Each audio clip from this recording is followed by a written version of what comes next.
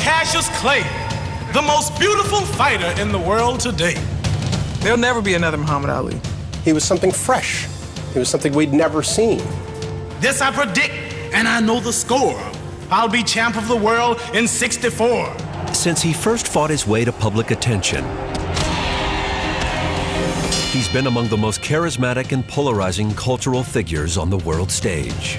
Big mouth, loud mouth, Louisville lip. Float like a butterfly, sting like a bee. Oh! You said Muhammad Ali, you said voice, mouth. And this might shock and amaze you, but I will destroy Joe Frazier.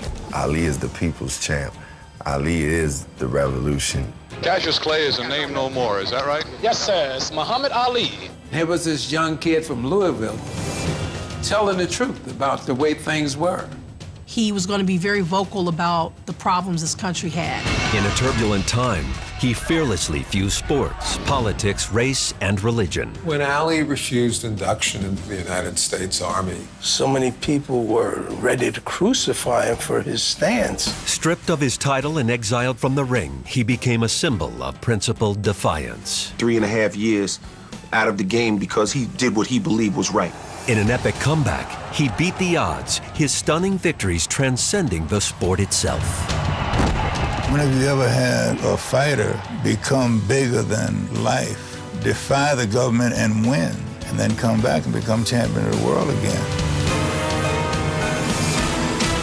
This is the story of Muhammad Ali. I am the greatest.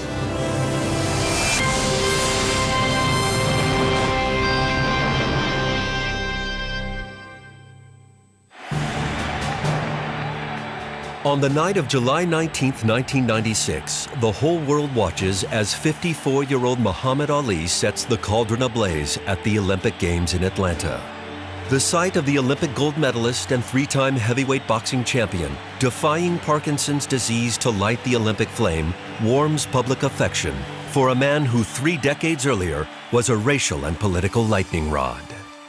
It was a great thing for the country. It was a great thing for Muhammad Ali. But if he were not sick, would America have allowed him to do the same thing?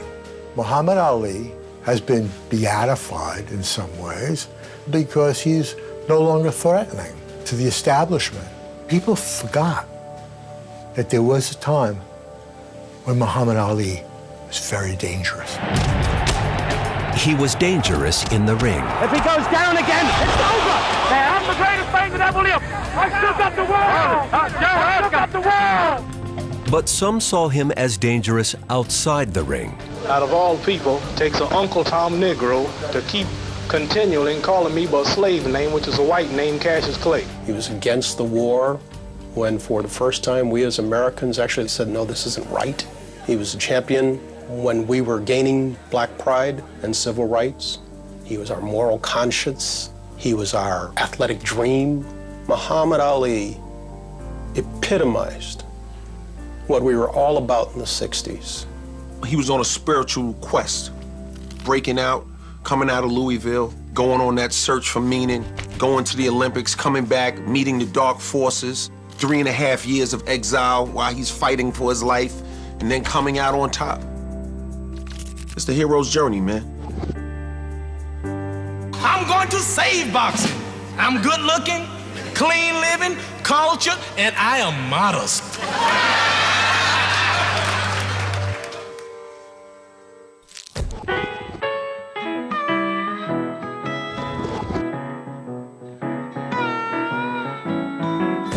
The man who would become Muhammad Ali is born Cassius Marcellus Clay in Louisville, Kentucky in 1942, the era of the segregated Jim Crow South.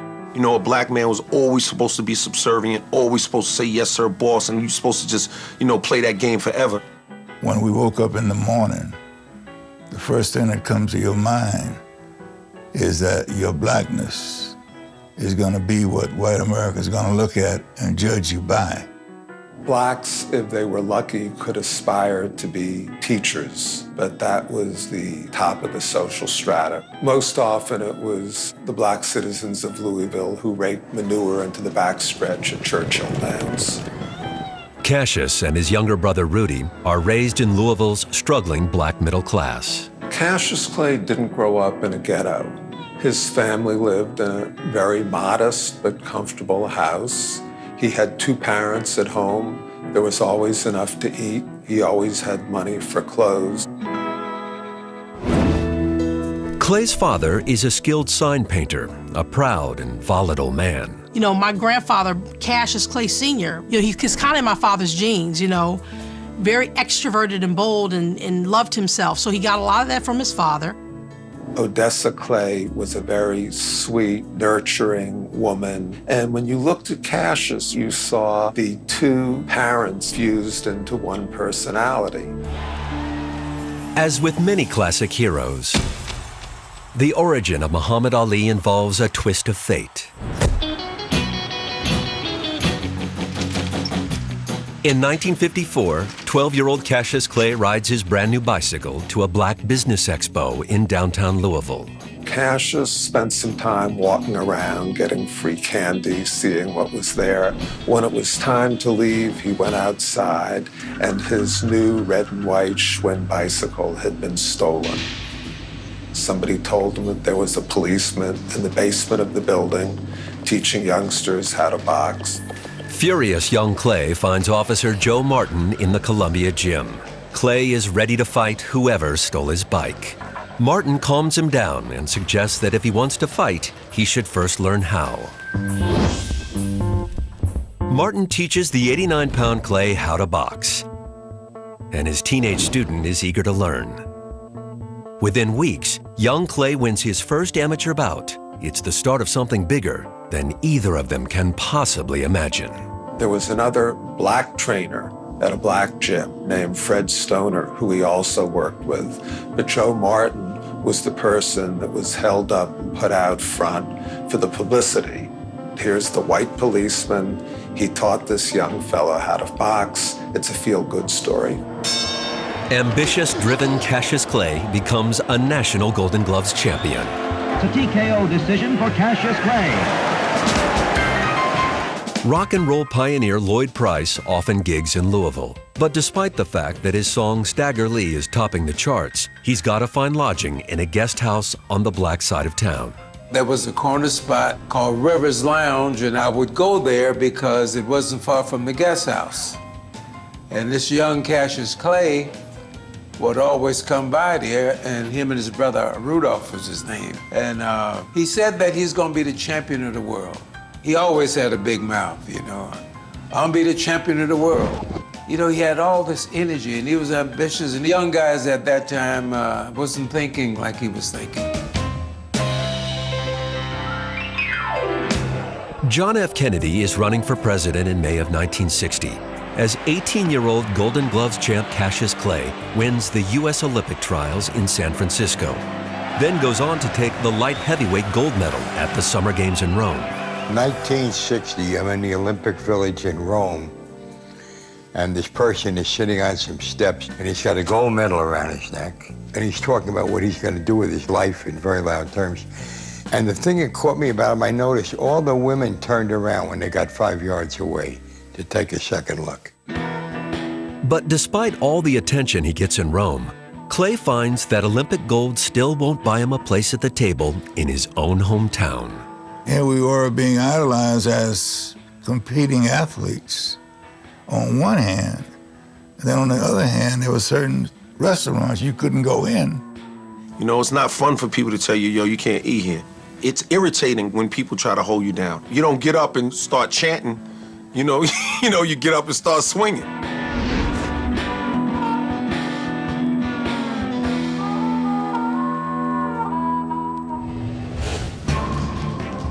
Boxing in 1960 has been a notoriously corrupt sport, rife with mob influence and crooked managers. Into this cesspool step 11 prominent Louisville businessmen backing their hometown Olympic hero. The Louisville sponsoring group were composed of white men who had good intentions. They were going to help Clay be something, keep him out of the clutches of evil. With the sponsoring group in his corner, the former amateur Olympian begins his professional career on October 29, 1960. Tunney Hunsaker is the first to fall victim to Clay's raw talent. Realizing their promising young fighter needs an experienced professional trainer, the group sends Clay to Miami to work with Angelo Dundee, who had trained world champion Carmen Basilio. Few people in the history of our game will ever find a cornerman than Angelo Dundee. Angelo used to say, this kid does everything wrong. Does everything wrong, but it comes out right. He did everything what they would characterize as being wrong, fundamentally. Kept his hands down, he swayed back and forth, he just pulled out of the way of punches just by millimeters. Over the next 2 years, Dundee guides the unorthodox Clay to 19 victories in a row against a parade of heavyweights. Some are a challenge for the flashy young fighter. Most are not.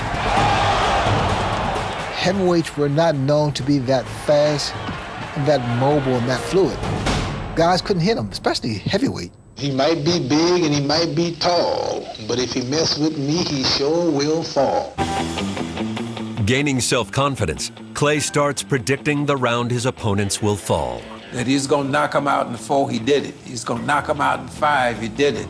7, he did it. You know, that self-confidence is amazing what it will do to you. You want to make a prediction in rhyme, or are you going to work on that for a while? Well, it'll have to be in rhyme every time. My father had to market his fights and doing poetry and making rhymes. And I never forget, I said, Dad, where did you get that from? And he says, you know, he goes, there was a wrestler, Gorgeous George.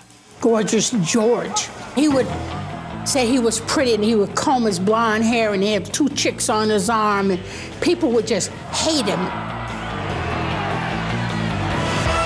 They would just fill the whole auditorium just to see this guy get hit.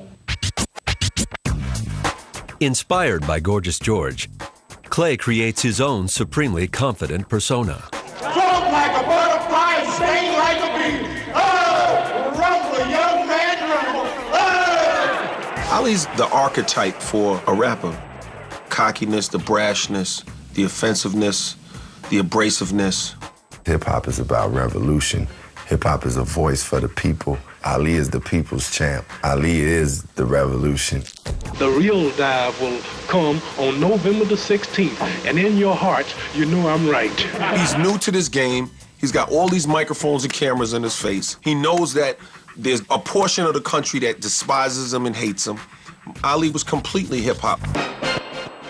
By 1963, Clay's audacious antics make him unpopular with many sports writers and boxing fans. There wasn't much that the older generation liked about Cassius Clay. The way he dissed them, laughed at their questions. A hint to the wise is sufficient. I remember seeing a Joe Louis fight. They asked him his reaction. He said, "I'm glad I win." Suddenly there was this guy who was not only articulate, but almost poetic, and with a great deal of braggadocio to boot. I am the man this poem is about, the next champ of the world. There isn't a doubt. If he told funny poems, it would be one thing. But he tells funny poems and tells you how great he is to have written them and how great a fighter he is, and he's the greatest of all time. That rubs some people the wrong way. He was the best at everything. He was the most beautiful, and he hadn't really proven himself yet, so people are looking at him like, who does he think he is? But the example of a proud, confident black man appeals to a young generation who admire the fact that Clay isn't afraid to represent.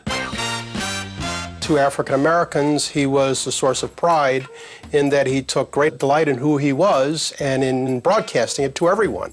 Just to say that you love yourself and to have self-pride showed people that they can do the same. He made me feel proud to, to be a black man. He just represented a symbol of strength to me. I'm going to make boxing popular again. Me with my beautiful, colorful personality. 21-year-old Clay is eager to prove he's more than a pretty face. Now a top heavyweight contender, he campaigns to fight the reigning champ, Sonny Liston. He went after Sonny with a vengeance. I want that bear. And what's going to happen to him? Bear. What's going to happen to him? He might be great, but he'll fall in 8. He's driving a bus onto Sonny's lawn, and he's yelling, "I want the bear. Get the bear out here. Come on, bear." It was starting to get under Sonny's skin. Big ugly bear, I'm tired of hearing Liston. Everywhere I go, they're talking about Liston. I can't wait for him, and he's going to fall in 8. He really tormented Liston. And finally Liston said, yeah, I'll fight him. It'll be easy money. Everybody believed that Liston would annihilate this guy because he was all talk. If Sonny Liston whoops me, I'll kiss his feet in the rain. With a record of 36-1, Liston is a fearsome champion, a former mob enforcer with ties to organized crime. He's frightening. Sonny was a guy who was meant to hurt people. Sonny Liston was Godzilla. Sonny Liston was going to reign for 1,000 years. Adding to the foreboding sense of drama was the presence of members of the controversial Nation of Islam. Nation of Islam was an isolationist group. Elijah Muhammad wanted his own nation inside the United States. So it was scary. For the past few years, Clay has been studying the tenets of the Nation of Islam, as espoused by its leader, Elijah Muhammad, who preaches that white people are devils created by an evil scientist. But Clay is drawn to the basic message of black empowerment. It made him understand and promote, what is your history? What is your African history? Who are you? What is your name? Why do you have that name? I'd never heard anything like I heard going to the meetings with Ali about you are somebody, a black man got as much right to live as any other man. For the first time in my life, as a grown man who had been a star, had sold millions of records, you start to feel like you are somebody. I can understand how he got hooked. Clay is inspired by the nation's assertion of black pride, but the presence in his camp of the Nation of Islam's controversial Malcolm X threatens the Liston fight. Malcolm X, I want to talk with you briefly about your affiliation with Cassius. How long have you known him? About 3 years. Just months before, Malcolm X caused an uproar by suggesting that President Kennedy's assassination was a case of, quote, the chickens coming home to roost. You did not say that you were glad the president was killed. No, that's what the press said. The promoter fears that negative publicity will kill ticket sales, so Clay's camp gets Malcolm to leave Miami until the day of the fight. February 25, 1964. Boxing experts and fans agree that Liston will clobber the Louisville Lip. They thought, well, even if it's going to be fast, it's going to be really ugly and bloody. Just what we fight fans want. It was fast and it was bloody, but it was not what most fight fans expected. The challenger from Louisville, Kentucky, Cassius Clay. When the two men entered the ring, we suddenly realized that David was bigger than Goliath. Another jarring right hand that time, folks. Another one. Sonny wobbles.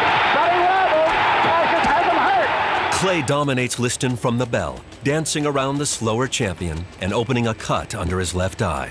After 7 punishing rounds, Liston claims an injured shoulder and won't come out for round 8, making Cassius Clay the new heavyweight champ. I don't have a mark on my face, and I upset Sonny Liston, and I just turned 22 years old. I must be the greatest. I told the world. There were a number of people who immediately said, oh, the fix was in. Sonny Liston quit against Cassius Clay. He was just getting beaten up. He didn't like it. He was a bully, and he couldn't take it. After his stunning upset of Liston, Clay holds a press conference that would only amplify the shock factor. Somebody said, are you a card-carrying member of the black Muslims? And he blew up. Clay confirms that he's a member of the Nation of Islam. And he said, I don't have to be what you want me to be. I'm free to be who I want.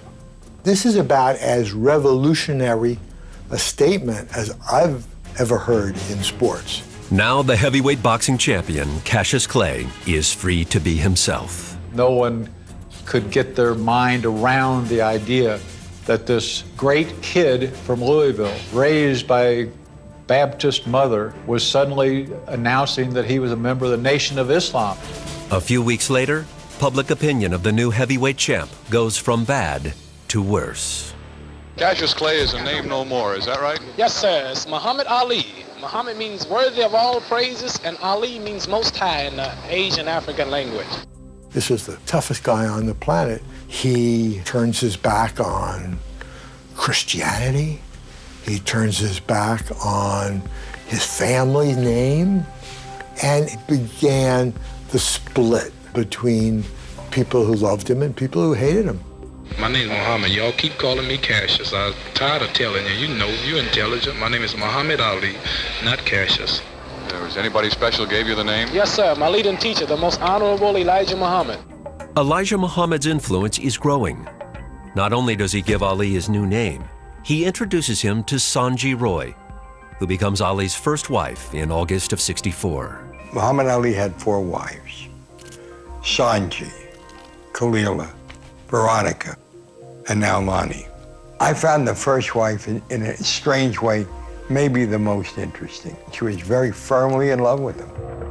Their honeymoon is short-lived. We no longer had Cassius Clay. We now had Muhammad Ali, who was a member of the Nation of Islam, which made him very unpopular. It was getting very hard to find a place where he could fight. Originally, the Liston rematch was set for Boston. Then Muhammad suffered a hernia. The fight was postponed. Boston washed its hands of it, and it finally wound up in Lewiston, Maine, which is one of the few places that would take it. Then, 2 months before the rematch, Malcolm X, who had broken with Elijah Muhammad to embrace Orthodox Islam, is gunned down by members of the Nation of Islam on February 21, 1965.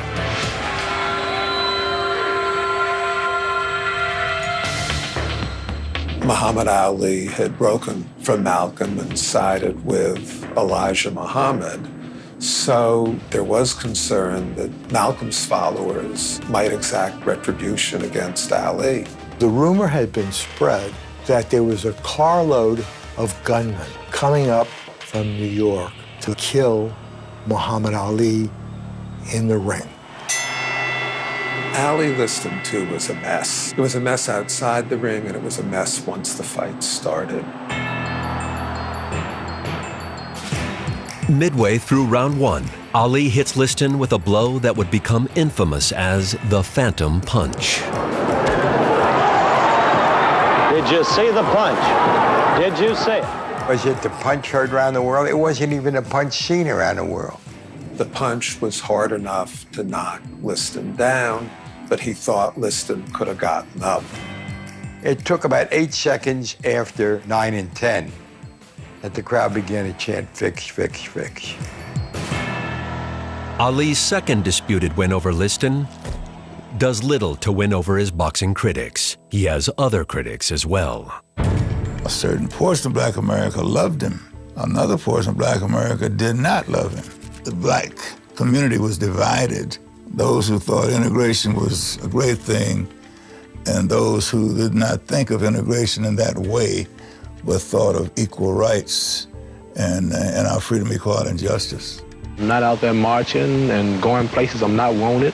Those of us who were young, who understood our manhood, and who took pride in it, we were not asking to be a part of white America, but demanding our rights just like any other citizen.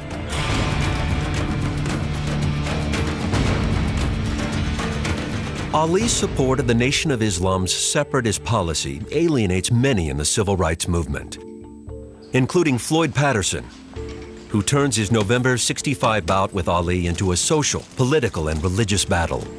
He said a black Muslim has no place being heavyweight champion in America, and that he, as a Catholic, was going to bring the title back to this country. Floyd was a nice man, but his approach was what we call an Uncle Tom approach, doing all the things that white America wanted you to do. You ain't nothing but an Uncle Tom for white people. What's my name, Uncle Tom Negro? I'll jump on you now. What's my name? When Muhammad Ali got him in the ring, he became pretty cruel in his beating of Floyd. He was really giving him a lesson, talking to him, hitting him and talking to him. Ali would disable Patterson, then step back, admire his work, and then beat on him some more. I believe they're going to stop it. Ali beats Patterson by technical knockout. 2 months later, he sues his wife Sanji for divorce. She'd lost favor with her husband's increasingly influential Muslim inner circle. They said it was because she wore makeup. She wore daring dresses. They didn't want her because they had already picked out Khalila, who was working in a Nation of Islam restaurant. His brief marriage now over, so is his 6-year contract with the Louisville sponsoring group. Herbert Muhammad becomes Ali's manager. Herbert Muhammad was the son of Elijah Muhammad, who Muhammad Ali counted as his spiritual father. Herbert was an extension of that. Herbert Muhammad joins with pro football superstar Jim Brown and lawyer Bob Arum to form their own boxing promotion company, Main Bout. What we said was, the heavyweight champion of the world is boxing, and we should control boxing. But Main Bout can't control the U.S. Draft Board. Ali was rejected for service in '64 when he failed the written test. But the Vietnam War is escalating in February of '66, and the Army has lowered its standards. Weeks before his bout with Ernie Terrell in Chicago, Ali is notified that Uncle Sam wants him. The fight was doing extraordinarily well when the U.S. government reclassified Muhammad Ali from 1Y and made him 1A, and a television reporter went to Ali, who was training in Miami, before anybody could reach him. I just don't understand yet how I can be reclassified as 1A without testing me in no way, just calling me like this, and I just don't understand it. In other words, you think they called you only because you're the heavyweight champion? And a Muslim, too. And that's when Ali said, I got nothing against the Viet Cong. They never called me the N-word. Everything hit the fan. Ali declares that if he's drafted, he won't fight in Vietnam. Ali put it in racial and religious terms that made him a hero to millions of people who thought that it was a bad war. When he basically said, I ain't going, a lot of us were kind of like, yeah, baby, I ain't going either. I'm just trying to figure out another way of doing it so that I don't have to go to jail in the process.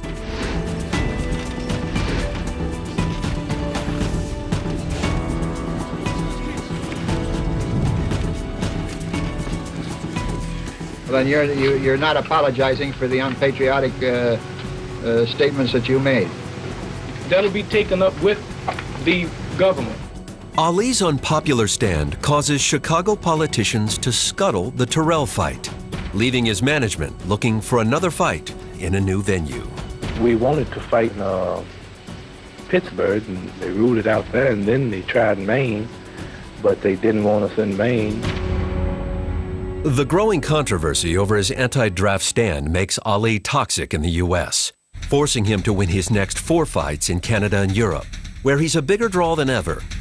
A point not lost on one Texas millionaire.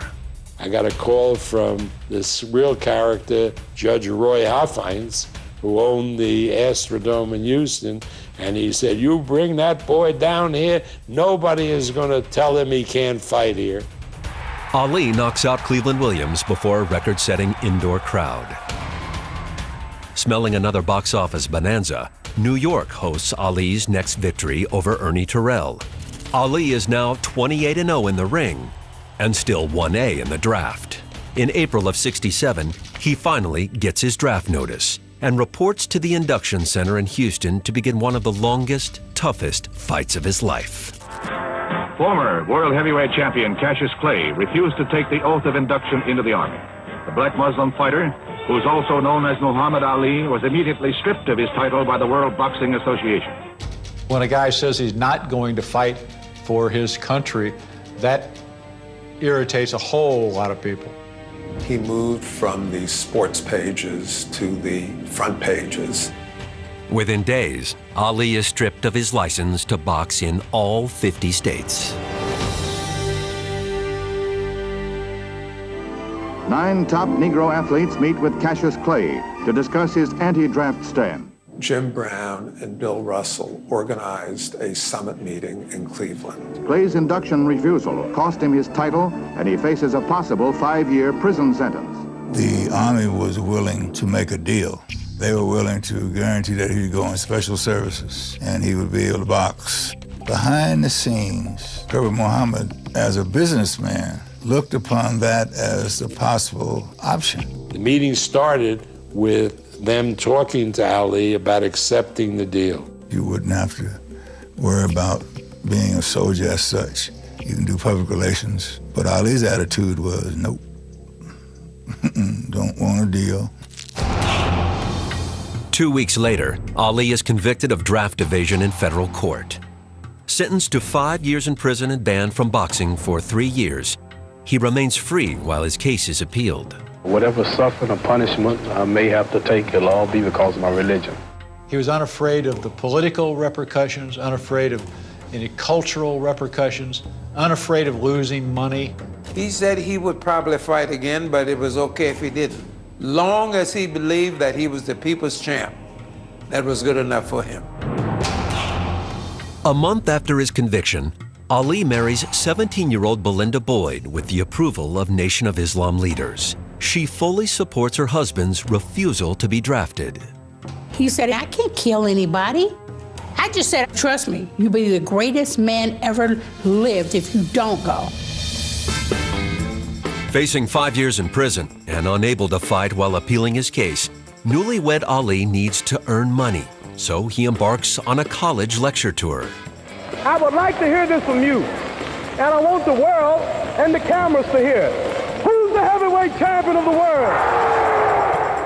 The student audiences loved his opposition to the war in Vietnam, but they were very much opposed when he spoke to them against the idea of interracial dating, against the idea of living in the same community. During those 3.5 years that he wasn't fighting, basically the only two things that he was doing was going on college campuses, and the other was being on television with Howard Cosell. What do you say to that? I predict the fans will be angry at the experts for misleading them so much. I think that his relationship with Howard Cosell was critical to his acceptance by America. Howard had the deepest respect for the champ. Howard many times privately defended Ali and Ali's right to express himself and the right to feel the way he felt about where we were with civil rights at those times. But Howard also didn't take any punches. If he felt like Ali had overstepped his bounds, he would confront him. It was part of the chemistry of these guys. You had two gigantic egos.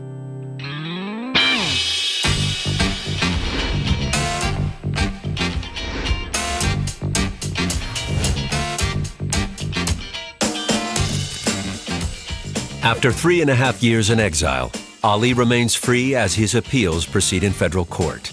And while politics cost Ali his boxing license, politics provides a chance to fight again. Georgia has no state boxing commission. Individual municipalities can sanction a fight. So Black State Senator Leroy Johnson strikes a deal with Atlanta's white mayor, Sam Massell. Leroy Johnson said, I want this fight to happen. I carry a lot of votes with me. Thus, Ali's comeback begins, surprisingly, in the Deep South. Here's an African-American reviled around America. Suddenly Atlanta is embracing him. He said, I got my license. I'm gonna fight in Georgia. I'm gonna fight in Georgia. I said, in Georgia? I said, down south? He said, yeah. I said, oh, Lord, we in trouble now. Ali returns to the ring on October 26, 1970. I don't believe that anybody is happier than this young man to once again step into the ring. 28-year-old Ali was stripped of his title, but he's never lost a fight, and Jerry Quarry is not considered competitive. Ali opens a cut over Quarry's eye in round 3, and the fight is stopped. Inactivity is deadly for any fighter, and for Muhammad Ali to have come back and still display the incredible hand speed and fluidity that he showed was amazing.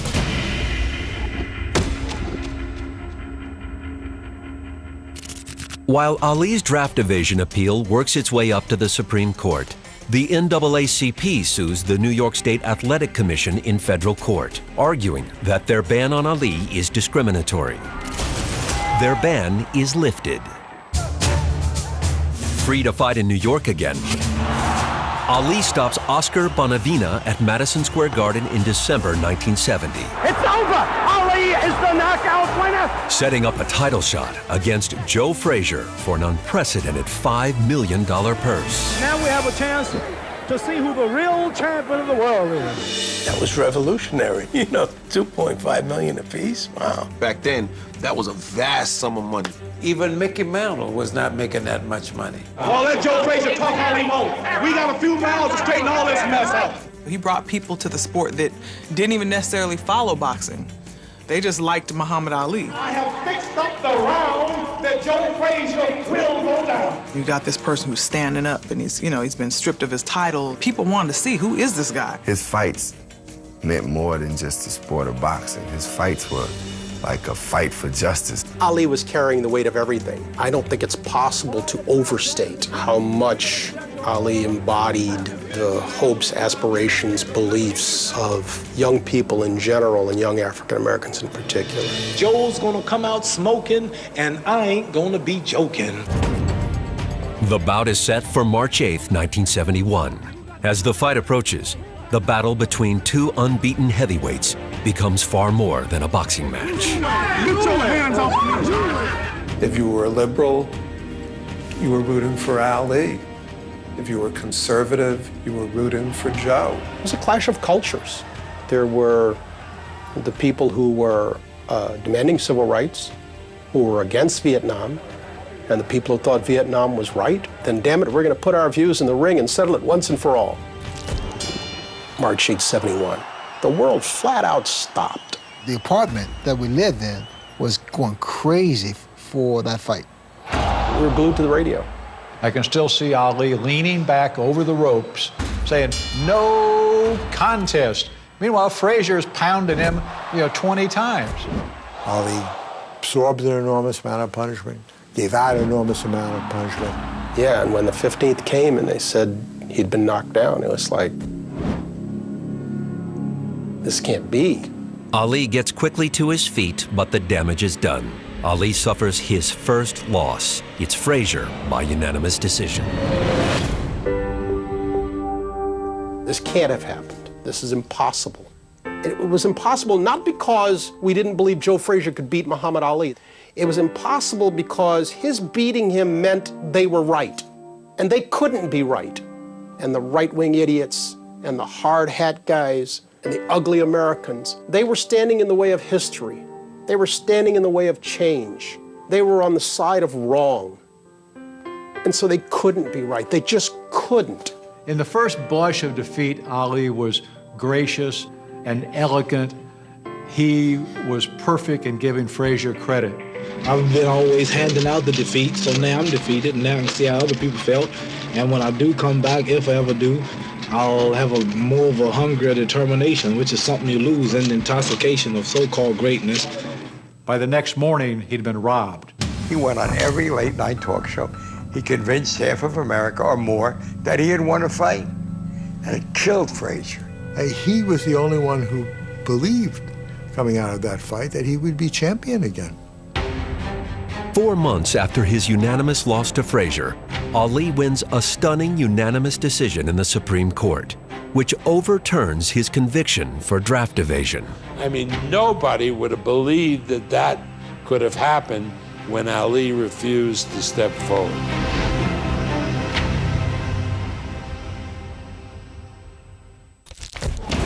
With prison no longer looming, Ali is free to renew his quest to reclaim the title that had been taken from him, a title now held by George Foreman. Ali's momentous match against Foreman is an event unlike anything boxing has ever seen. In 1974, promoter Don King and a consortium of backers make a deal with Zaire's strongman, President Mobutu Sese Seko, to host a worldwide live satellite broadcast of the Rumble in the Jungle. Ali basically showed that he could transcend the sport. He brought half of the media of the world to Kinshasa, Zaire. 10 long years after he first shook up the world, 32-year-old Ali is once again challenging a heavily favored champion. Foreman was the second coming of Sonny Liston. Remember, this wasn't an ordinary heavyweight. This was a guy who could knock down walls. Everybody felt that Ali was going to get hurt. This was this was a monster. I was so afraid that George Foreman was going to kill Ali. Both fighters train in Zaire for the bout on October 30th. But it's Ali who is embraced by throngs of African fans. It's unreal the amount of people, 10 to 15,000 people in the crowd following him, just shouting his name. Ali Boumaier, Ali Boumaier. He'd say, stop the car, and he'd get out, and he'd, Boumaier, Boumaier. He just wanted to create a crowd. Pretty soon you couldn't even walk across the street. All of that worked in Ali's favor. I mean, he was playing psychological games. He's punching voodoo dolls. He's got people beating on drugs. The champ is here. The champ is here. Me and maybe one other person thought he could beat George Foreman. He believed it. He believed it. Ali's confidence isn't shared by many boxing experts. But during the fight, Ali would add rope-a-dope to the lexicon and a great new chapter to his legend. Ali stands back, ties his man up, leans on the rope. Ali goes back on the ropes, and the ropes go back more. And Foreman misses by that much. Wild left hand is not scoring. Angelo sends his corner guys around to the corners. He says, tighten the ropes, tighten the ropes. And Ali's saying, oh, leave him, leave him. Ali formed, in his mind, he formed the rope-a-dope right there and then. To take that kind of punishment from a guy like George, who knocked most guys out like they were rag dolls. I can't fathom taking those kind of blows from a guy who punches that hard. Those punches could crack ribs. How could you take this in your body? And Ali was taking it. And Foreman was punching himself out. I had predicted that Foreman was going to annihilate him. And in between rounds, when he started to wear George down, he said, hey, big fella, what do you think now? Knock George out. When Muhammad Ali put George down, he had proven that he is indeed the greatest. Ali beats Foreman. Humiliates him.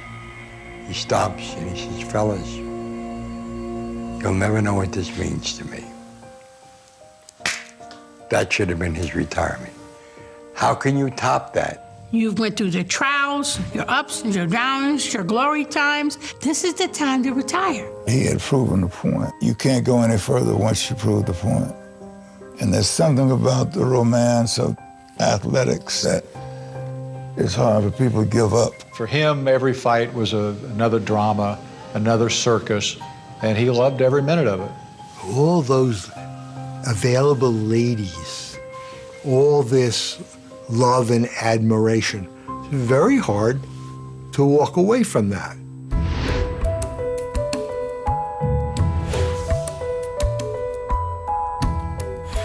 When Elijah Muhammad dies in February of '75, his son Wallace leads the majority of the Nation of Islam toward traditional Sunni Islam. Ali, who has always had white men in his corner, embraces the change. Prejudice is a two-way street, you know?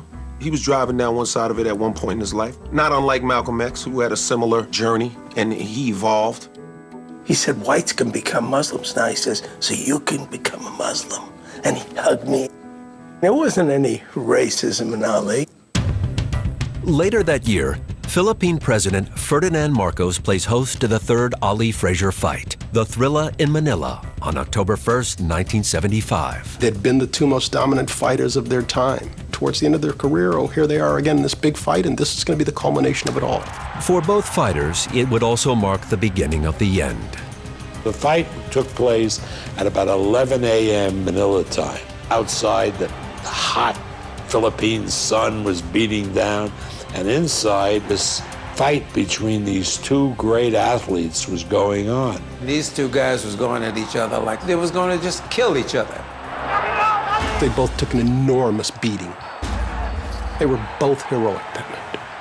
After 14 rounds of battle in the sweltering heat, Frazier and Ali, both mentally and physically spent, go to their corners to await the final round. That moment that you're sitting on your stool, your eyes swollen shut, or your legs are gone, you're totally exhausted. You look across and see your opponent, and he is just as in bad shape as you are. All of a sudden, your mind and your heart says, "That's ready to go?" And either you answer yes or no. Most guys say no. The special ones say yes. Ali was the one who said yes. Joe couldn't answer the bell. And Ali just passed out in the ring. It's all over. He said it was the nearest thing to dying.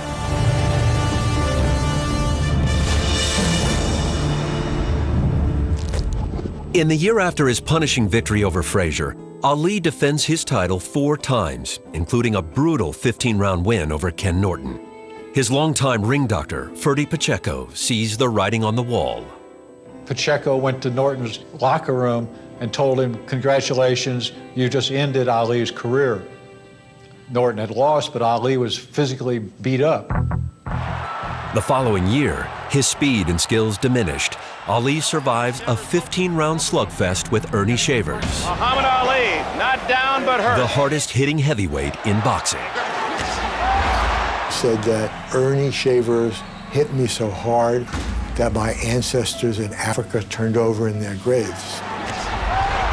Which was a fabulous line, except the way that he said it was just the beginning of a slur in his speech.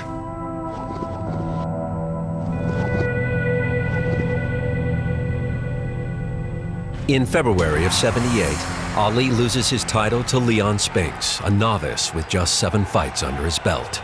But he's not done yet. Fights Spinks again, beats him, regains the title, and then Don King gets Ali to fight Larry Holmes, and I was absolutely horrified. The Holmes bout is set for October 1980, a year after Ali's last fight against Spinks. His deterioration is evident. Even to those of us who never looked at Ali with clear eyes, it was clear that he was done. Holmes wins by TKO in the 11th round, the first time Ali has ever failed to go the distance. Whatever damage had been done to Ali in all of these 12, 15-round fights, all of that had come together to leave him a shell of what he once was.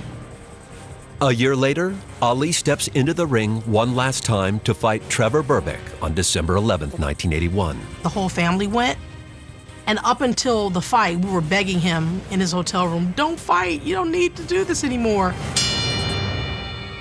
After the loss to Berbick, Ali finally calls it a career. It's hard to tell a champ that it's time, it's over, because we always believe we can always win that fight. Ali fought. That's what he did. And we who loved him really had no say in it and no right to say, "No, we don't want you to fight anymore because it ruins our memory." Well, he had a right to say, "I will choose when I'm going to leave it." And he did.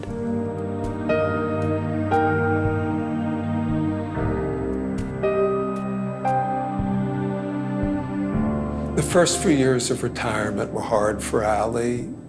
He was no longer in the spotlight as heavyweight champion of the world. But the worst thing was that the Parkinson's syndrome was becoming clearer and clearer. When you stay in the ring too long, it's going to really start wearing down on you, and that's exactly what happened to my father. Ali's Parkinson's syndrome is made public in 1984.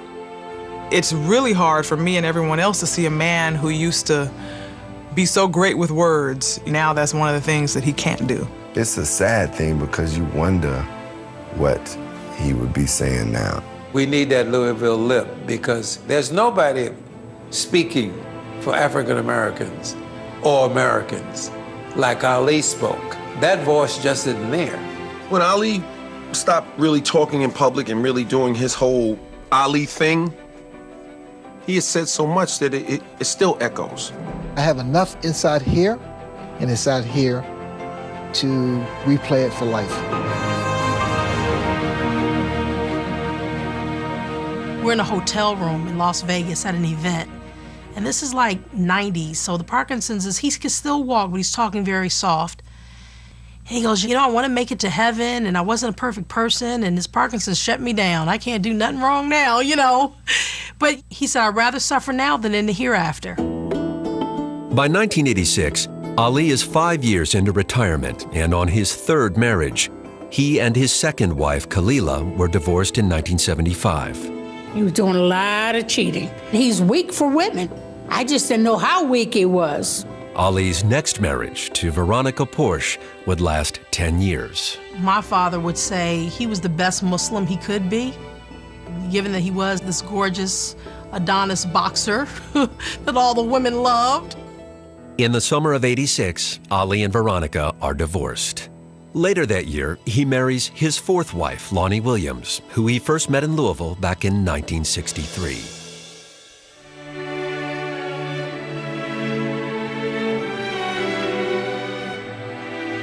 In 1996, Ali would make a memorable return to the global spotlight. We were thinking who would be an American Olympian who could light the cauldron that would mean the most to people watching around the globe. Ali was the guy who made the most sense. And it was not met with wide open endorsement. There were some people who said, well, he was a draft dodger, wasn't he? Misher and Ali's longtime friend Howard Bingham work out a deal in which they agree to keep Ali's torch-lighting role a secret. Howard Bingham calls me. Your dad's lighting the torch. Don't tell anyone. Just call your sisters and brothers. And I'm in a control room at the bottom of the stadium with 26 cameras and, directing the world feed. But even down there, in the bowels of the stadium, I could hear what was going on up there. And I never dreamed that it would be that strong and that powerful. When my father gets nervous, he shakes more. So he's shaking the torch, and I'm like, oh, Lord, Dad gonna burn down the stadium. There was a part of me saying, oh my God, look at Muhammad, feeling sorry. But then there was the other part of me said, for God's sake, that's Muhammad Ali. To have predicted in 1967 how much Ali and his personality would resonate around the world 20 or 30 years later, there were a lot of people that would have said that will never happen. The transformation of Ali from the most hated man in America to this beatified Ali of today. A complete reversal. But those of us who believed we were in the right back in the 60s, this simply validates it. That, hey, you finally came around. You couldn't stop the march of history. He saw where it was going. He pointed the way. You hated him for it, but you couldn't stop it. Ali is awarded the Presidential Medal of Freedom in January 2005. Later that year, the nonprofit Muhammad Ali Center opens in downtown Louisville, not far from where his bike had been stolen over 50 years before. His legacy is that when you believe in yourself, no matter what the odds are, if you're on the right side of history, and if you perfect your craft, you can accomplish anything.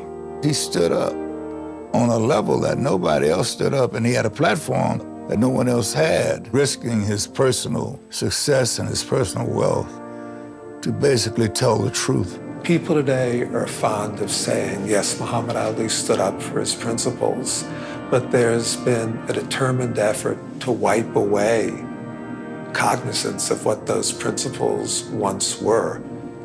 Don't wipe out the memories of what Muhammad stood for in the 1960s. Take it, build on it, and show how Muhammad Ali and America both changed and came together in the end. He was no saint. He was no devil. He was Muhammad Ali. And nobody else ever was or ever could be.